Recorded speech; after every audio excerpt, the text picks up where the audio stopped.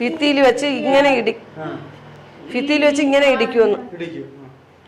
വീട്ടിൽ പറയത്തില്ലേ? ഇവിടുന്ന് പറയത്തില്ലായിരുന്നു ഉമ്മയോട്? പറയത്തില്ല, വിഷമിപ്പിക്കേണ്ട വെച്ച് പറയത്തില്ല അല്ലേ? അത് കഥ തുറന്ന് നോക്കിയപ്പോൾ ഈ മൂക്കിൽ നിന്നൊക്കെ ഇങ്ങനെ ബ്ലഡ് ഒലിച്ചുകൊണ്ടേയിരിക്കുകയാണ്. കാരണം ഇവൻ അതിക്രൂരമായിട്ട് തലയ്ക്കുന്ന ദിവസവും മർദ്ദിച്ചിട്ട് ഇവൻ്റെ പിന്നെ ഉമ്മാരെ വീട്ടിൽ പോയി ആഹാരം കഴിച്ച് അവിടെ കിടന്ന് ഈ കൊച്ചിനെ പട്ടിണിക്കിട്ട് ഇടിയും കൊടുത്ത് പട്ടിണിക്ക് ഇട്ടിരിക്കുകയാണ്. മോളുടെ അടുത്ത് പറഞ്ഞിരിക്കുകയാണ്, ഞങ്ങളെ വീട്ടിൽ നടക്കുന്ന സംഭവം എന്തെങ്കിലും നീ ചെന്ന് നിൻ്റെ വീട്ടിൽ പറയുകയോ എന്തെങ്കിലും ചെയ്താൽ നിന്റെ അനുജനെ ഞാൻ വണ്ടി കയറ്റി ഇറക്കിക്കൊല്ലും. ഇത് നോക്കി, ഇതും കൂടെ കണ്ടിട്ട് ഇത് നഖത്തിന്റെ പാടിയെന്ന് നിങ്ങൾ പറയണം. ഇതാണ് ഇത് കണ്ട മാഞ്ഞു വരെയാണ്. ഇവിടെ ഓപ്പറേഷൻ കഴിഞ്ഞു. അതാണ് ഞാൻ പറഞ്ഞത്, ഇവൻ ഭിത്തിയിൽ തലവെച്ച് ഇടിക്കും. തലവെച്ച് ഇടിച്ച് ബ്ലഡ് കട്ടിയായതാണ്. എന്നിട്ട് അത് ട്യൂമറായിട്ട് വലിയ അസുഖത്തിലേക്ക് കൊച്ചിനെ കൊണ്ടിട്ട് ഇതാണ് സംഭവിച്ചത്. അവർ പറയുന്നത് കൊച്ചിന് നേരത്തെ ക്യാൻസർ ആയിരുന്നു, ബ്രെയിൻ ട്യൂമർ ആയിരുന്നു. എന്തിനു ഈ വ്യക്തികൾ ഈ കളവ് പറയുന്നത്? ദൈവം തമ്പുരാൻ ശരിക്കും ഉപദ്രവിക്കുക. ആ പൊടി പാലവനെ എങ്ങനെയാണോ ഉപദ്രവിച്ചത് അതുപോലെയാണ് ഈ കുട്ടിയെ ഉപദ്രവിച്ചത്. ഇതുപോലെ നല്ല ആരോഗ്യവതിയായ മോള് അതാണ്ടിരിക്കുന്ന അതും എടുക്ക് നല്ല പൂർണ്ണ ആരോഗ്യത്തോടെ ഇരുന്ന എൻ്റെ മോളാണ്. ഈ മോളെയാണ് ഇവര് ഈ കളവ് പറയുന്നത്. പിന്നെ ബ്രെയിൻ ട്യൂമർ ആയിരുന്നു, ക്യാൻസർ ആയിരുന്നു എന്നൊക്കെയാണ് അയൽവക്കക്കാരോട് പറഞ്ഞ് വിശ്വസിപ്പിച്ചിരിക്കുന്നത്. അയൽവക്കക്കാരോട് പറഞ്ഞ് വിശ്വസിപ്പിച്ചിരിക്കുന്ന കൊച്ചിന് നേരത്തെ ക്യാൻസർ ആയിരുന്നു, ബ്രെയിൻ ട്യൂമർ ആയിരുന്നു. ഇത് ഏറ്റവും വലിയ ഒരു കളവാണ്. ഇവളെ ദേഹോപദ്രവം ചെയ്ത് തല ഭിത്തിയിലിട്ട് ഇടിക്കും. ഭിത്തിയിൽ മാത്രമല്ല, ക്ലോസറ്റില്, നമ്മളെ ബാത്റൂമിലെ ക്ലോസറ്റിലിട്ട് ഇടിച്ചാണ് ഈ കുട്ടിയെ ഈ പരുവമാക്കിയത്. എന്ന് വെച്ചാൽ ഈ സ്ത്രീയും ഈ മോളും അവനും കൂടെ കൊച്ചിന്റെ കൈ രണ്ടും കൂടെ, ഈ പെണ്ണുങ്ങൾ രണ്ടും കൂടെ ബാക്കിലോട്ട് പിടിച്ച് വലിച്ച് തലമുടി കുത്തി പിടിച്ച് വലിച്ചഴിച്ചും കൊണ്ടാണ് ഇവളെ കൊണ്ട് മുറിയിൽ കൊണ്ടിട്ട് പൂട്ടുന്നത്. കാലിനായിട്ട് ചാടാൻ ഞങ്ങൾക്ക് ഇഷ്ടമല്ലായിരുന്നു. എന്റെ മോളെ പേരും ആമിന, ആ കുട്ടിയുടെ പേരും ആമിനയാണ്. അപ്പൊ ഇവര് രണ്ടുപേരും കൂടെ ബസ്സിൽ വെച്ച് കണ്ട് പരിചയം. ബസ്സിൽ വെച്ച് കണ്ട് പരിചയപ്പെട്ടിട്ട് ഈ അഷ്കർ എന്ന് പറയുന്ന ഈ ക്രൂരം എന്ന് ഓട്ടോ ഓടിക്കാൻ പോകുമെന്ന്. ഓട്ടോ ഓടിക്കാൻ പോയപ്പോഴത്തേക്ക് ഈ ആമിന എന്ന് പറയുന്ന പെണ്ണ് ഇവന് ഈ മോളെ പരിചയപ്പെടുത്തി കൊടുത്ത് പിന്നെ ഇവർ തമ്മിൽ ഫോൺ നമ്പർ അങ്ങോട്ട് കൊടുത്ത് ഇവര് ഫോണിൽ വിളിയായി. ഇവര് നിരന്തരം കാണുമെന്നാണ് നമ്മൾ നമ്മളെ അറിയുന്നില്ലല്ലോ, പിന്നല്ലേ അറിയുന്നത്.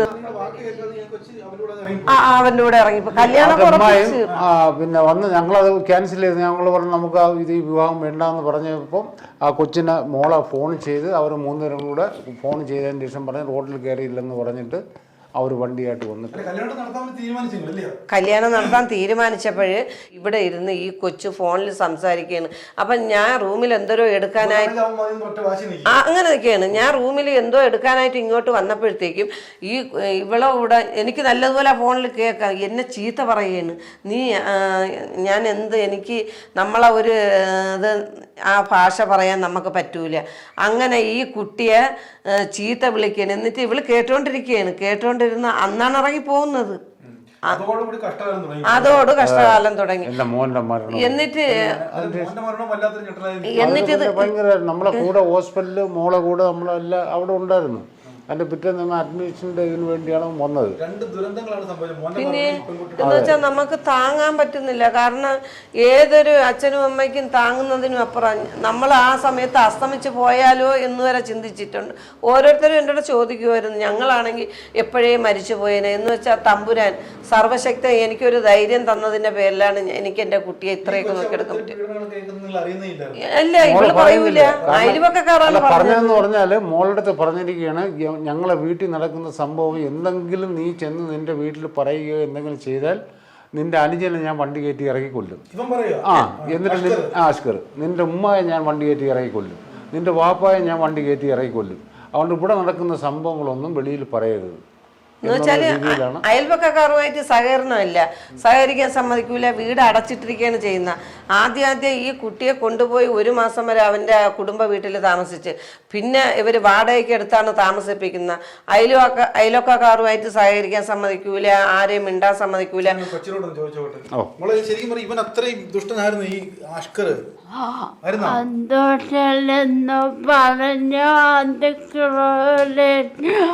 അബദ്ധമില്ലെന്ന് പറഞ്ഞ എന്നെ ഇടിച്ചാലേ ഇട്ടിടിപ്പിക്കോ? തലയിൽ എന്ത് പറഞ്ഞ മോളെ ഇടിപ്പിക്കുന്നത്? തല ഇടിപ്പിക്കുന്നത് നീ വാങ്ങിച്ചോണ്ടിരിക്കണം. ഈ കഥയിൽ അമ്മ അവിടെ നിന്ന് ട്രാൻസ്ലേറ്റ് ചെയ്യും മനസ്സിലാവുന്ന രീതിയിൽ. ഈ നീ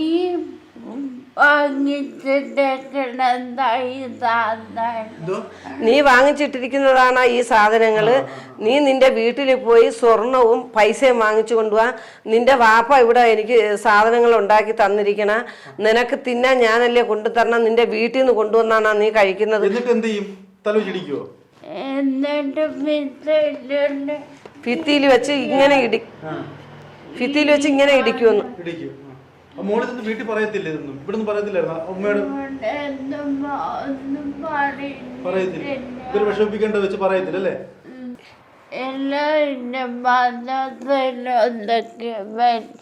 എല്ലാം എന്റെ മനസ്സിൽ ഒതുക്കി വെച്ചെന്ന്. ഇവര് വിഷമിപ്പിക്കേണ്ട വെച്ച് പറയത്തില്ല അല്ലേ? രണ്ടുപേരെ സങ്കടപ്പെടുത്തണ്ടായ എല്ലാം ഉള്ളിൽ കൊണ്ടുവന്നാണ്. എത്രാം ദിവസം തുടങ്ങി മറ്റേ അസുഖം? പിന്നെ വൃത്തിയിട്ടാണെന്ന് എപ്പോഴാണ് മനസ്സിലാക്കുന്ന മോള്? കല്യാണം കഴിഞ്ഞ അന്നും വന്നാലേ ഒന്നും പറഞ്ഞ ഉപദ്രവം എന്ന് പറഞ്ഞാൽ ഉപദ്രവം തന്നെന്ന്. എന്ന് വെച്ചാൽ ഈ കല്യാണം കഴിഞ്ഞെന്ന് പറയണത് നമ്മൾ നിക്കാഹ് നടത്തി കൊടുത്ത്, ഇത് ഇവര് ഇറങ്ങിപ്പോയി ഒരു 2 ആഴ്ച കഴിഞ്ഞ ശേഷം നിക്കാഹ് നടത്തി കൊടുത്ത് പള്ളിയിൽ കൊണ്ടുപോയി നിക്കാഹ് നടത്തിയതിൻ്റെ അന്ന് അവൻ്റെ വീട്ടിൽ ഭയങ്കരമായ റിസപ്ഷനായിരുന്നു. അവര് കല്യാണ ലെറ്റർ അടിച്ചത് എങ്ങനെയാണ്? ഞാനൊരു തന്തയും തല്ലയും ഇല്ലാത്ത ഒരു കൊച്ചിനെ വിളിച്ചു കൊണ്ടുവന്ന് ഞാൻ നിക്കാഹ് നടത്തുകയാണ്, ഞാൻ അവളെ വിവാഹം കഴിക്കുകയാണ് എന്നും പറഞ്ഞാണ് ഇവര് കല്യാണം വിളിക്കാൻ പോകുന്ന സ്ഥലം മൊത്തം പറയുന്നത്. അങ്ങനെ പറഞ്ഞ് ഭയങ്കരമായ റിസപ്ഷനായിരുന്നു. ഞങ്ങളെ വീട്ടിൽ അന്ന് കണ്ണുനീരാണ്. ഈ റിസപ്ഷൻ നടന്നതിൻ്റെ അന്ന് രാത്രിയിൽ അവിടെ ഭയങ്കര ബഹളവും വഴക്കും അടിയൊക്കെ ആയിരുന്നു. ആ രാത്രിയിൽ ഈ കൊച്ച് 102-ലല്ലേ പോലീസിനെ വിളിക്കുന്ന, പോലീസിനെ ഇവിടെ വിളിച്ചു വരുത്തിയിട്ട് ഈ അഷ്കർ എന്ന് പറയുന്ന അവൻ്റെ ഉമ്മാരെ വീട്ടിലല്ല അന്ന് അവൻ കിടന്നത്, അവൻ്റെ മൂത്താപ്പാരെ വീട്ടിലാണ്. എന്ന് വെച്ചാൽ അവൻ്റെ ഉമ്മാരെ ജ്യേഷ്ഠത്തിൻ്റെ വീട്ടിലാണ് വിളിച്ചോണ്ട് പോയത്.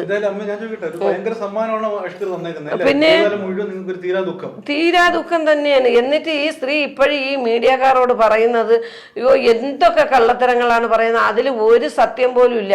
ആ സ്ത്രീയെ ആ മോളെ നല്ല രീതിയിൽ ചോദ്യം ചെയ്തു കഴിഞ്ഞാൽ മണി പോലെ അവർ ഉണ്ടായ സംഭവങ്ങൾ പറയും. എന്തുകൊണ്ട് അവരെ ചോദ്യം ചെയ്യാത്തത്? ഈ വാർത്ത നമ്മൾ കാണുന്നുണ്ട്. 1.5 വയസ്സുള്ള കുഞ്ഞിനെ കൊന്ന കാര്യം നമ്മൾ അറിയുന്നുണ്ടോ? അറിഞ്ഞല്ലോ. അറിയുന്നുണ്ട്.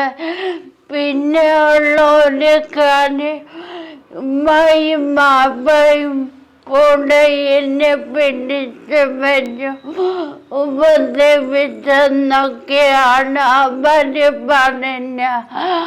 അതൊന്നും സത്യമല്ല. എൻ്റെ കാക്ക അൻവർ എന്നാണ് പേര്. എല്ലാരെ പിന്നെ എൻ്റെ ജ്യേഷ്ഠത്തിയുടെ മോനും ഞങ്ങളും ഒക്കെ ഭയങ്കര ഉപദ്രവമായിരുന്നെന്നാണ് മീഡിയയിൽ പറയണത്. അതൊന്നും കളവെന്നാണ് പറയണത്. ഇപ്പം നിങ്ങൾ ഇവിടെ സത്യസന്ധമായിട്ടാണ് നിങ്ങൾ ഇപ്പം വീഡിയോ ചെയ്യുന്നത്. ഞങ്ങൾ എന്തെങ്കിലും ഈ കൊച്ചിന് എന്തെങ്കിലും പറഞ്ഞു കൊടുക്കുന്നുണ്ടോ? നിങ്ങൾ പറയണം. അവളെ സ്വന്തം മനസ്സിൽ നിന്ന് വരുന്നത് തന്നെ, അവളെ മനസാക്ഷിയിൽ നിന്ന് വരുന്നത് തന്നെ ഈ പറയുന്നത്. അല്ലെങ്കിൽ നമുക്ക് അറിയാം, നമ്മൾ പറഞ്ഞു കൊടുക്കുകയാണെങ്കിൽ അവള് പറയുന്നതാണെന്ന് നിങ്ങൾക്ക് തോന്നൂലേ? അത് നിങ്ങൾ സത്യസന്ധമായിട്ട് പറയണം. ഒരു സ്ഥലത്തും പോവാക്കൂല. 2024 ചെറിയ പെരുന്നാൾ മോൾ ഇവിടെ വന്നപ്പോൾ വളരെ അവശതയായതാണ് മോള് വരുന്നത്. അപ്പോൾ ഞാൻ ചോദിച്ചു, എന്താണ് മോളെ, എന്ത് പറ്റിയെന്ന് ചോദിച്ചപ്പോൾ മോള് പറഞ്ഞു, ഒന്നുമില്ല വാപ്പ എന്ന് പറഞ്ഞു. എന്നാൽ ഞാൻ പറഞ്ഞൊരു കാര്യം ചെയ്യും, പെരുന്നാൾ കഴിഞ്ഞിട്ട് മോള് പോയാൽ മതി, എന്നിട്ട് നമുക്ക് ഹോസ്പിറ്റലിലൊക്കെ പോയിട്ട് പോകാമെന്ന് പറഞ്ഞ്. ശരി വാപ്പ എന്ന് പറയുമ്പോൾ ഇരുന്ന മോളെ അവൻ ഫോണിൽ വിളിച്ച്, നിന്നെ അങ്ങനെ ചെയ്യും ഇങ്ങനെ ചെയ്യുമെന്നും പറഞ്ഞ് എൻ്റെ മോളെ അവിടെ വാപ്പ ഞാൻ പോയിട്ട് നാളെ പെരുന്നാൾ വാപ്പയായിട്ടിരുന്ന ആഹാരം കഴിക്കുമെന്നും പറഞ്ഞ് പോയ മോള് അതിൻ്റെ പിറ്റൊന്നും കാണുന്നില്ല. അങ്ങനെ ഞാനിങ്ങനെ സുബഹി നമസ്കരിച്ച് വന്നപ്പോൾ എനിക്കൊരു തോന്നൽ, ഒന്ന് പോയിട്ട് വരാം അവിടം വരെ. അങ്ങനെ ചെന്ന് ഞാൻ എൻ്റെ മോളെ വിളിച്ചപ്പോഴും ഒരു വല്ലാത്തൊരു അരണ്ട ഒരു ശബ്ദം മാത്രം കേൾക്കുന്നു. അങ്ങനെ ഞാൻ ഉറച്ച് വിളിച്ചതിന് ശേഷം ഒരു 2-3 മിനിറ്റ് കഴിഞ്ഞ് വന്ന് പതുക്കെ വന്ന് കഥ തുറക്കുന്നു എൻ്റെ മോള്. അത് കഥ തുറന്ന് നോക്കിയപ്പോൾ ഈ മൂക്കിൽ നിന്നൊക്കെ ഇങ്ങനെ ബ്ലഡ് ഒലിച്ചുകൊണ്ടേയിരിക്കുകയാണ്. കാരണം ഇവൻ അതിക്രൂരമായിട്ട് തലയ്ക്കും ദിവസവും മർദ്ദിച്ചിട്ട് ഇവൻ്റെ പിന്നെ ഉമ്മാരെ വീട്ടിൽ പോയി ആഹാരം കഴിച്ച് അവിടെ കിടന്ന് ഈ കൊച്ചിനെ പട്ടിണിക്കിട്ട് ഇടിയും കൊടുത്ത് പട്ടിണിക്കിട്ടിരിക്കുകയാണ്. എന്നിട്ട് രാവിലെയും അവൻ വന്ന് ഇടിയും കൊടുത്തിട്ട് ഇവൻ പോയി. എന്ത് ചെയ്യണം? അവനിപ്പോ എന്ത് ചെയ്താൽ നമുക്ക് സന്തോഷം വരും?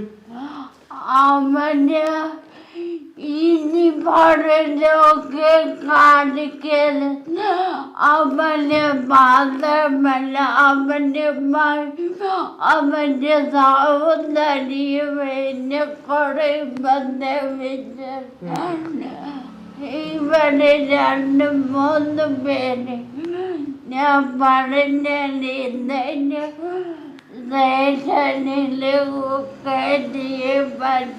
അവിടെ പറയുന്നതെന്ന് പറഞ്ഞാൽ ഇവരെ 3 പേരെയും ഈ ദുനിയാവ് പോലെ പുറം കാലം കാണിക്കരുത് എന്നാണ് അവിടെ പറയുന്നത്. അത്രയും ക്രൂരത കൊച്ചിനോട് ചെയ്തു. അത്രയും ക്രൂരമായിട്ട് ചെയ്തു.